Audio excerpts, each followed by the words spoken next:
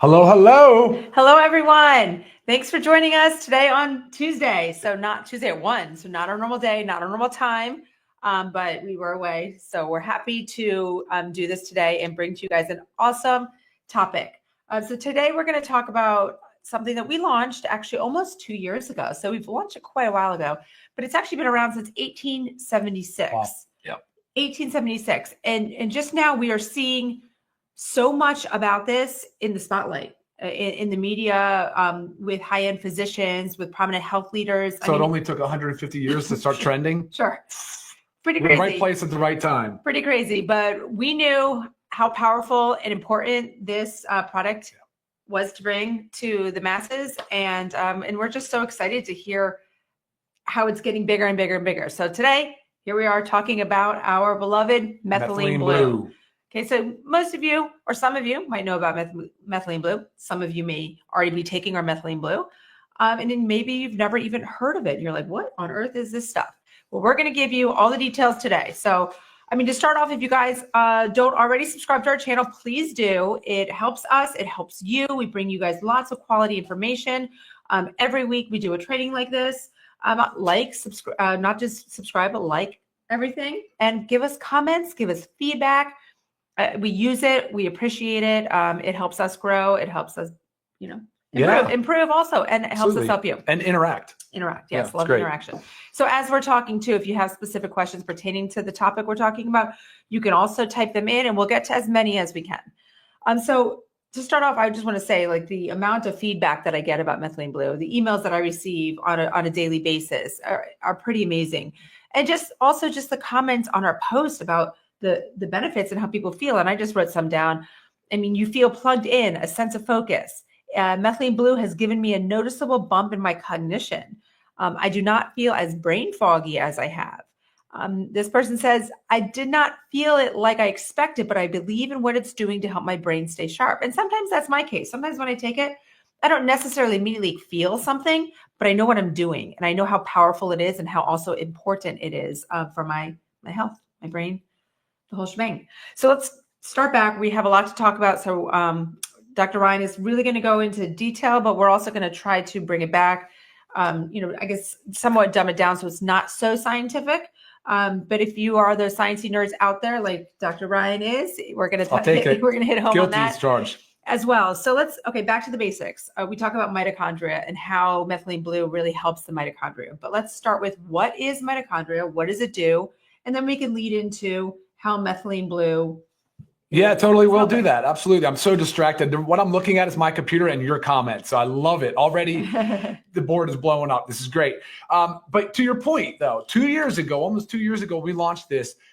We did a similar type of Zoom and we said a lot of things. And I definitely remember saying things to the effect that, like, look, people, if you go out and you Google the benefits of methylene blue, you're going to be blown away. Like, and Google does it in a weird way where it make claims. We're not going to sit here and make claims, but there's some powerful, powerful stuff out there. But of course, knowing your source of information is important. That's what Lisa and always try to preach, is be careful of the misinformation and disinformation cycle. And there's a lot of that going on in methylene blue, but since it's been around for so long and so widely studied, I just wanted to reiterate one thing from our 2 years ago. That was, I said to people, I sat here and said, if you Google and you see the contraindications and you get scared because you're on a SSRI for mood depressive disorder or something to that effect that has drug interactions, I said that at this low dose, at this 20 milligram film low dose, I said it would be highly effective, but I would not be able to, I'm not going to sit here and advise you to do that or override your doctor's advice. How many people? Tons of people have emailed and said that it's been an amazing game changer for their mental health, for their brain fog, for their low energy, and for all these different things that we're going to talk about today. So that's actually really cool to be validated in a sense from that. And while you're saying that too, this can help. It has helped many decrease their medication use of their SSRIs, or maybe even possibly eliminate the use of it. Amazing. Yeah, they have. And so really, really exciting stuff. Yeah. But you got to do a short history, right? Originally developed as a textile dye. They were using it to stain microbiology, like the little slides where you see bacteria, and they noticed that it was killing viruses and some bacteria. So then they developed it. It was a very powerful anti-malarial drug. to this day, it is still considered a magic bullet. It is still considered by the World Health Organization as an essential medicine. It is still used for things like methemoglobinemia, which is just where essentially the tissues become hypoxic because they're not carrying oxygen to their full capacity. So it's the first treatment. It's the first line of treatment. Yeah. Right? So they're still widely using it, and it's got incredible utility. But since then, it has been studied in so many different places. Our longevity pioneers, all of our anti-aging docs, everybody is starting to adopt this therapy.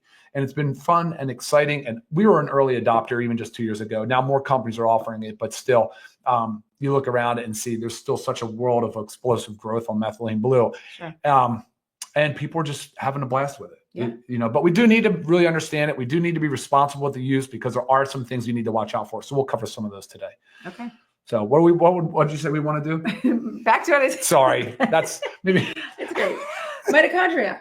We talk about how it helps our mitochondria. Let's just start with what is our mitochondria, just for those that maybe don't know or maybe need a little refresher. Yeah, mitochondria is what we learned back in the day is the powerhouse of the cell. This is where, remember now, energy is not created or transferred.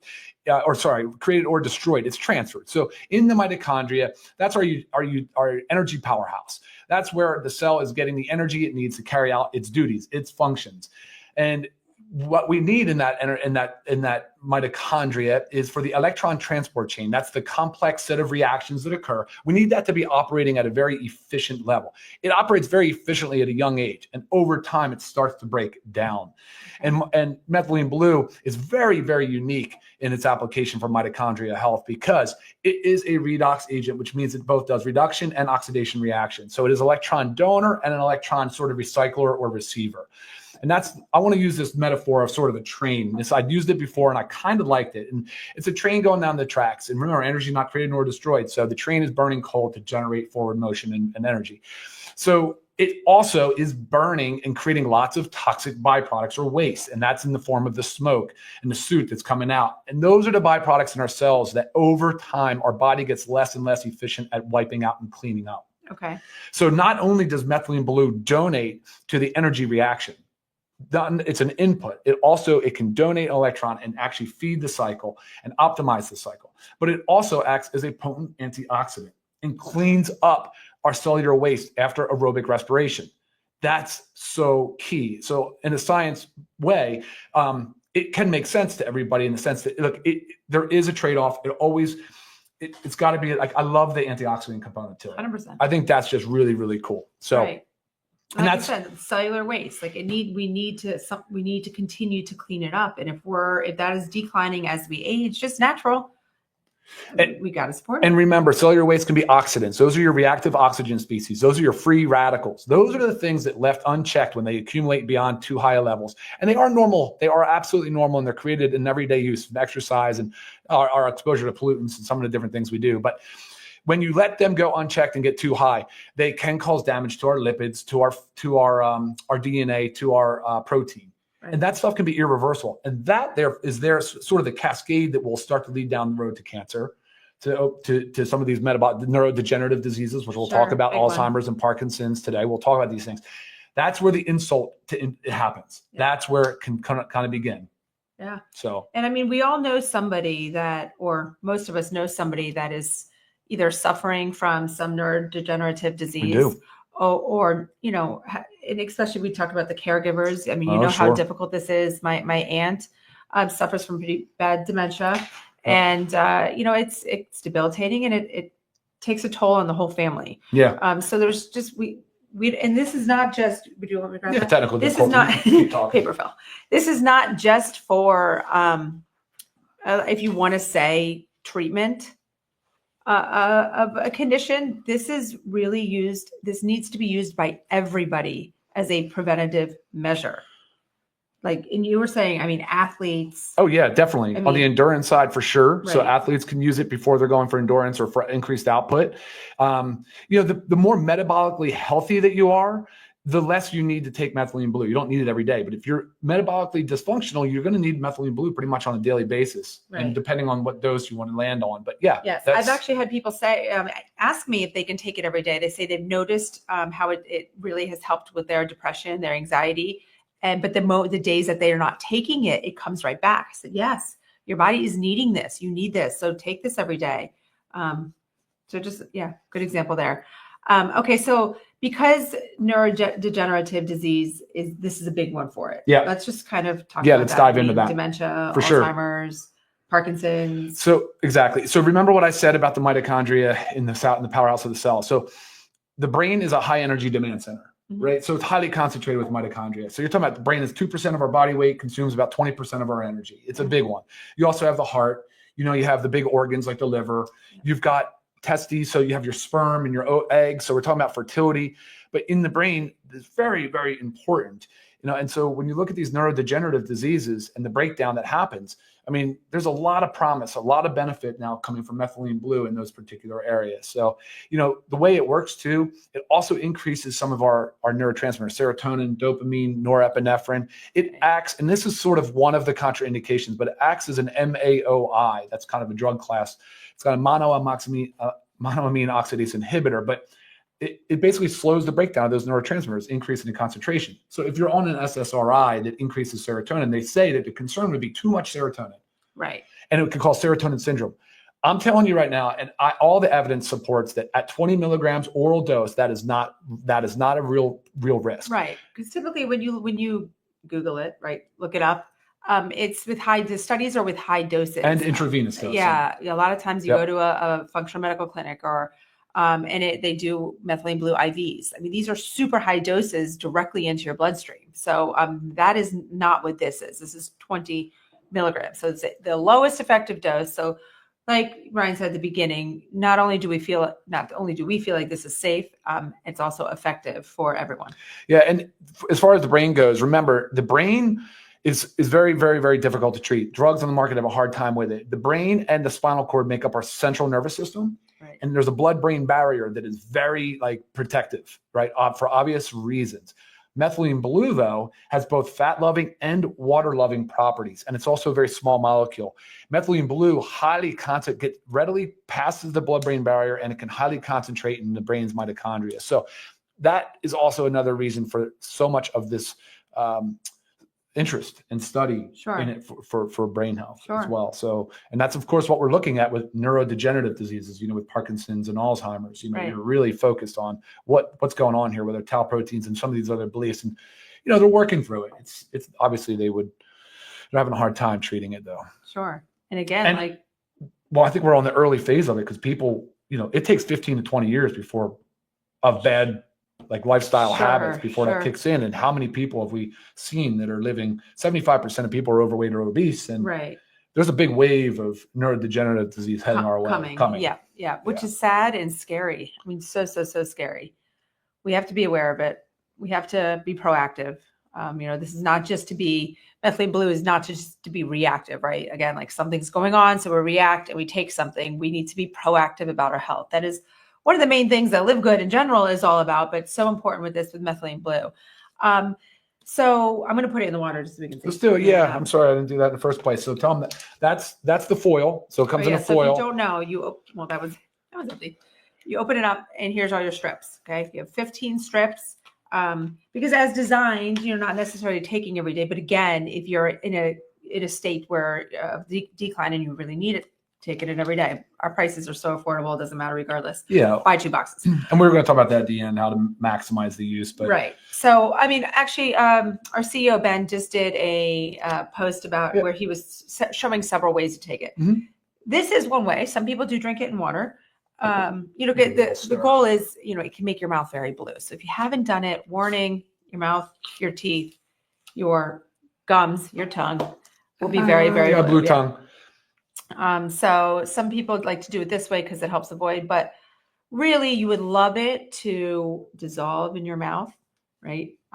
For the highest absorption. But I know that it's hard to walk around every day with blue because it does take some time. I have heard that if you drink something acidic after that, it helps the blue. So like a small glass of orange juice, something, maybe squeeze a bunch of lemon and water. So yeah, let's talk. Do you want to continue to talk dosing, or should we talk indications? Well, no. I still want to talk about. So we talked about the neurodegenerative diseases, but I also want to talk about a couple things just hit on, because I know this is actually a growing problem of fatty liver disease, non-alcoholic fatty liver disease. And there's some promising benefits about methylene blue's action. Mhm. I was reading a study, actually, it says Mhm. its ability to combat excess fat accumulation in the liver. That's one of the most promising aspects of methylene blue. The study showed that methylene blue activates AMPK, an enzyme that acts as a metabolic master switch. This activation leads to increased fat burning and decreased fat production in the liver. This is a big deal because, I mean, fatty liver is huge. The fact that it's growing has a lot to do with our lifestyle. 100%, but the fact that it's growing, we need to do things to help this. Mm-hmm. So fatty liver is a great one. And then what about UTIs? Because I know that's a big deal. Yeah, sure, can help there. Can help with UTIs. It's a great treatment instead of prescription medications. Well, you leave that to the physician to decide, Of depending on course, severity 100%. and all the other things. Yes, but it's highly effective against UTIs as it's excreted by your kidneys into your bladder, where it reaches a very high concentration and becomes a potent oxidant stress that kills virtually any pathogen there without disrupting the microbiome. Well, I would focus on the fact that there's a lot of studies in all of these areas. So Sure. I think you have I've provided you with, I don't know, I have a lot of studies. 100 plus studies on Yes. methylene blue for all these different areas. Yes. So if you do want some studies, I'm happy to go ahead and forward them. But again, if you look up the benefits of methylene blue, try to find articles that come from PubMed. That's a great source. You'll see a ton of them. It's hard because you need to kind of weed through studies that are not accurate or reliable. So we like PubMed. Okay, so dosing. All right, I'll jump right into that. So when you're looking at IV, the prevailing dosing is all based on IV for some reason. 1 to 2 milligrams per kilogram per day, sometimes up to 4 milligrams per kilogram. That's IV, and that can get very high. Assuming that that's 100% bioavailable, you look at oral dosing. I'm just going to say oral dosing, low end would be somewhere between 20 to 60 milligrams a day. Up to, they say 200 milligrams is probably about the threshold for consider getting into moderate to high dosages. Right. So where we are at 20 milligrams is not only on the low end, like the low end of the low dosing, but it's also highly efficacious. So a lot of the studies have shown even downwards of 10 milligrams. And some providers right now are recommending they start and they titrate up. They'll start at 5 milligrams, Okay. maybe go to 10, maybe on up to 20. So there's a lot of different dosing protocols out there, but I want you to be rest assured that 20 milligrams is a very safe, low, and effective dose. Right. Okay. When should we take? And are there anything to enhance? Oh yeah, you know all the answers. You love that. Come on. In the morning on an empty stomach is usually best. Fasting protocol is great because you can increase autophagy. It can increase the cell turnover. It can really help clean up the cell waste a little bit. Of course, if you're an athlete, you can do it 30 minutes before your endurance or your hard push. And then you want to talk about the photobiomodulation, please do. I know getting sunlight. Getting sun or some type of red light therapy. If you get sauna use, it's great to time it where you take 30, 60 minutes prior to either going outside or getting in a sauna or something with red light therapy, which, red light therapy is becoming more and more mainstream. Mainstream as well. Yeah, so I think a lot of you do have it, even if it's a small amount. Like I do, when I do a specific IV at my functional medical clinic, just, obviously for all this is all preventative. They actually give you methylene blue and they put the red light therapy. They put red lights on your wrists. So just, any little thing that can enhance it. Yep. It's great to take before a walk. Nice. So I like to do it every other day. Some people do 3 days on, 3 days off. Some do a week on, a week off. Some can do a month on, a month off. Cycling is not a bad idea. And there was a question about it building up and becoming toxic. That is not the case. It is metabolized by the liver. It does get normally excreted. I think the half-life is somewhere around 24 hours total, but that is for the parent compound. But yeah, of course, you want to encourage the mitochondria to establish itself and increase efficiency. And that's the whole goal here, is to prompt the body to use it, but then to also sort of trigger some of these other normal natural processes to do on their own. I forget what I was going to say. Something to that effect. Okay, Ben did do that video though on the ways to take the blue. I like the film. I put it in the back of the tongue. I do. My tongue's a little blue, but I will, and I'll swish it with water. I'll swallow it with water. If you put it in 4 ounces of water, you can just take it like a quick shot and not blue. If you did it in this much water, you would probably use a straw and a straw will reduce the blue. And that was what Ben was demonstrating on the video as well. So Right. multiple ways to take this, and so to reduce the blue. But if you like the blue and you're cool with the blue and you want the oral absorption or the sublingual buccal absorption, then you can get this thing to work a little faster. Sure. So I mean, I just personally base it on like what I have to do that day. If I don't really have to be around much, talking on camera or doing something, I will let it dissolve, fully in my mouth. So you got to do what works for you. All right. Couple concerns for people though. If you have a G6PD deficiency, which some people do, if you're not sure what that is, ask your physician. But typically, if you have it, correct? Yes and no. I mean, if you've been tested or not, I don't, but you should. I mean, but most people. Anyway, that would be some concern. Pregnancy or breastfeeding is contraindicated. That's a no-no. Children is just, you're the parent, not us. That's up to you guys. You mentioned something about ADHD. Yeah, of course, very, very powerful. It's being studied more and more for ADHD, yes. And I think some parents are actually, based on what emails I'm getting, some are using it to augment their prescription medication. Hopefully, withdraw that. Right. What else?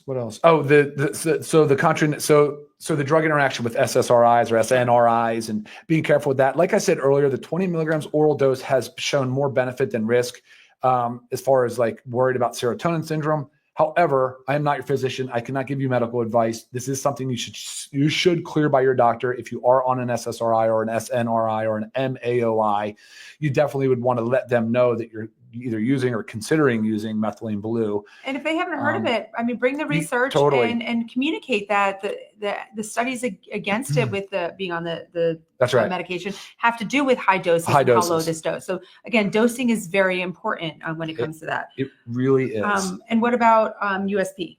Want to talk a little bit about that? Thank you so much. Yeah. So one of the concerns with methylene blue is heavy metal contamination, and that's why you have to, if you're going to take methylene blue, it has to be United States Pharmacopoeia, USP, and that is what we have here. Yeah, you see it's more expensive. It's difficult to source. You'll see methylene blue USP. You'll find it on the certificate of analysis. If it's not USP, it's probably industrial grade for laboratory staining and or textile staining and things of that nature. Highly contaminated with metals for sure. Right. And as you know, when something becomes more popular, you see it more and more and more and more and more. So you need to be aware of this. You need to make sure it's USP. You need to make sure there's the certificates of analysis for heavy metal testing. You have to make sure of this. Another area of concern would be dosing. I've seen some liquid droppers. There's no way there's no way. Most people don't know how many they're getting. They don't know what one drop is equivalent to. How many milligrams. Right. And the calibrations can be difficult on those droppers. You really want to maybe kind of consider not using the oral droppers. Maybe focus on the films are great because you know exactly what you're getting per film. I just want to jump in real quick and just say our price because, like I said, there's 15 strips in here. For if you're a member, it's $12.95.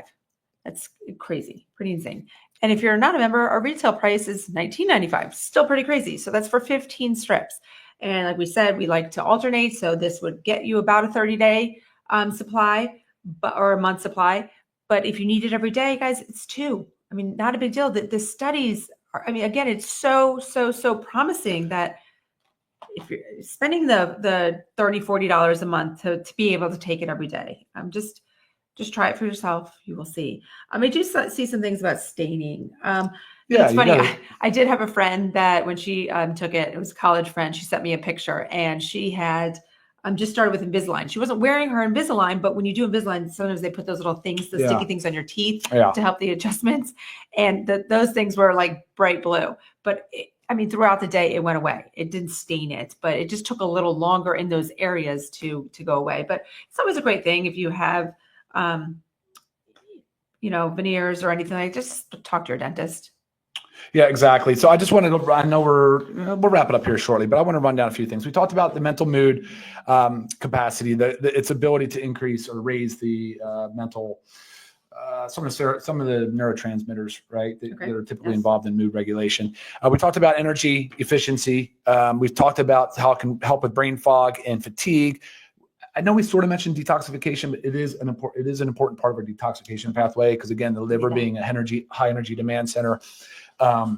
it can support the mitochondria there and act as an antioxidant, very powerful there as well. And let me just make sure I covered everything. I'm pretty sure I did. We talked about antimicrobial. Exercise performance. Yeah, my antimicrobial use said. Travel and jet lag is another one. Excessive exposure to radiation, which again you would get under commercial aircraft. Also, but like, if you saw in the media, there was a big thing about RFK. RFK was in the airplane when he was in an airplane. Yeah. So that kind of flew through social media. Yeah, and you are seeing an uptick in big time influencers promoting and talking about it. So, and very reputable physicians as well. So it's we'll see where it goes. But for right now, we're happy with the results so far, and we know so are you, because the emails and the testimonials have been outstanding. Yes. And just looking at the comments today, I appreciate all the feedback, guys. Is there anything that it should not be taken with? I know we say take it first thing in the morning. We don't have to, but taking it first thing in the morning is ideal. Can it be taken with other supplements? Yeah, I mean, that's the area that, no, it doesn't really bind or kill. It wouldn't have any competition for absorption, but I do like it on an empty stomach. Yeah. Okay. Yeah.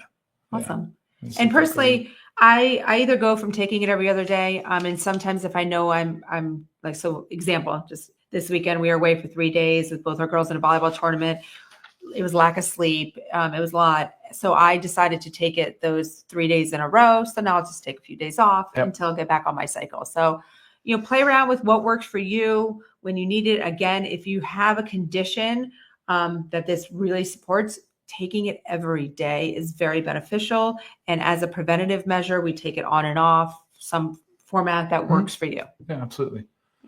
Cool. All right, well, that does it for us today. That came in that you saw? Yeah, there's so many, but we covered. Yeah, I think we just covered them in different times. That's why I'm seeing so many like that. But okay, awesome. Yeah, and if you guys have any further questions, reach me at lisa@livegood.com. Other questions that maybe didn't pertain to this topic, I'm here for you. So go ahead and shoot me an email. All right, guys. And join us again. I know this is Tuesday, but join us every Monday at noon. We'll be here next week, regular time. And happy to bring something high quality and informative to you every week. Thank you for watching. Yes, take care. See you next time, guys. Bye-bye.